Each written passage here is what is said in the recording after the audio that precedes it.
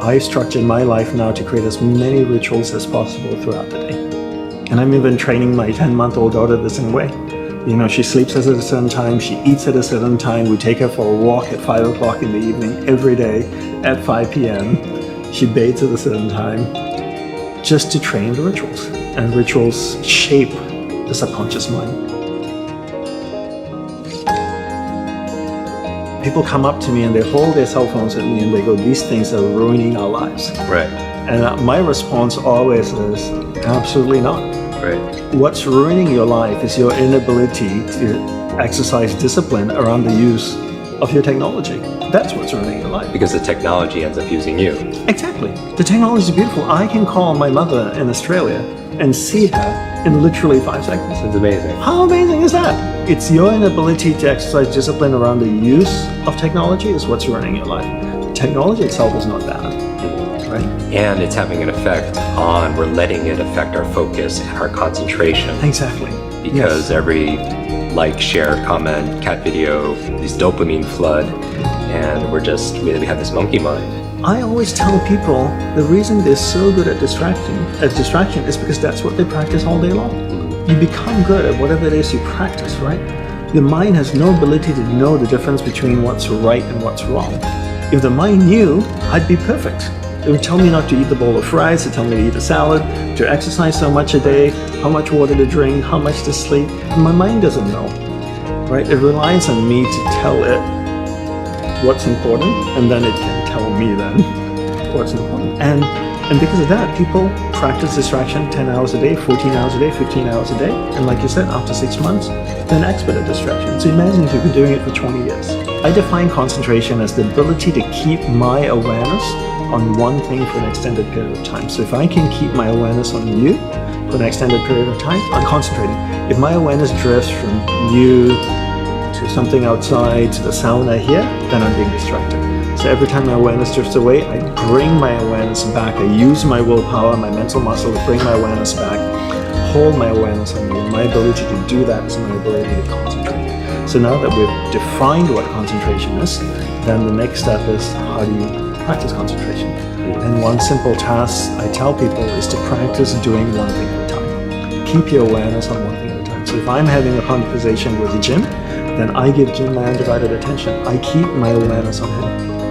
If it drifts away, Jim's talking to me, and I'm listening to what he's saying, and then my awareness starts to drift away, and I'm thinking, I'm gonna have for lunch today. I should go try that restaurant that's on the side of town. What do you say, Jim? Right? So I bring my awareness back to you. It drifts away again, I bring it back. It drifts away again, I bring it back. And I repeat this practice 1,000 times, 100,000 times, 1,000,000 times, till I train my awareness to stay on one thing for an extended period of time. People talk about being present, being in the moment, being in the now. You see all these cute little Instagram quotes floating around. Be in the moment, be in the now. No one tells you how the hell to do it, right?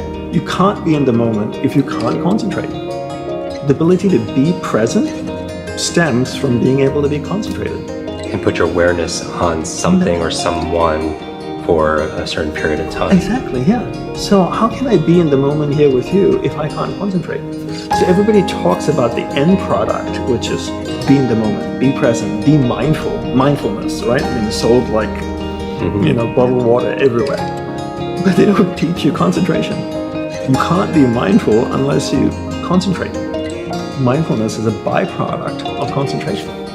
But no one's teaching concentration. A lot of people come up to me and ask, are you a motivational speaker? And I say, absolutely not. I actually do not believe in motivation, and I do not believe in inspiration. Because I feel it's an injection of energy into someone and emotion to get them high for a moment, and then once that goes away, you default back to who you are. There's 3 elements I would say. There's willpower, discipline, and love. And a lot of people want to create discipline in their life, but they start and then they struggle and they stop.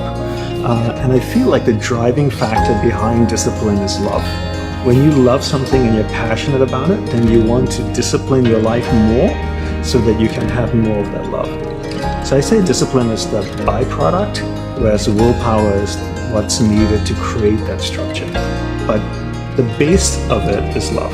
At the source of it is love. If you don't have something you're passionate about, it's something that you love passionately, then you're not driven to discipline your life. You may start it, but then you can't sustain it.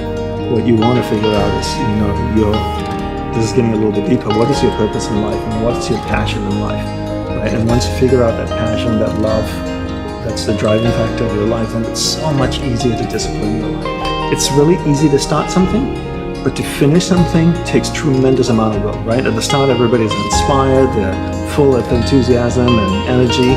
Because they're motivated. They're motivated, right? So something new, it's inspiring, and then halfway through the project, everybody looks at each other and go, whose idea was this? Right? And then people just abandon it and go start something new.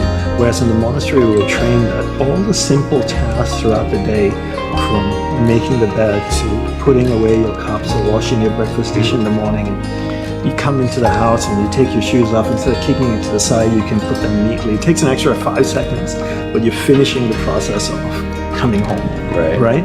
And all those things are little acts to develop willpower.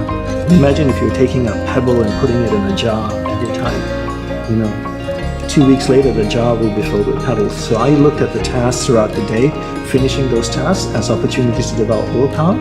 And after a month, I've developed tremendous amount of willpower. Now I can use that willpower and direct it with align it with my passion to create discipline in my life, so that I can enjoy what I love more.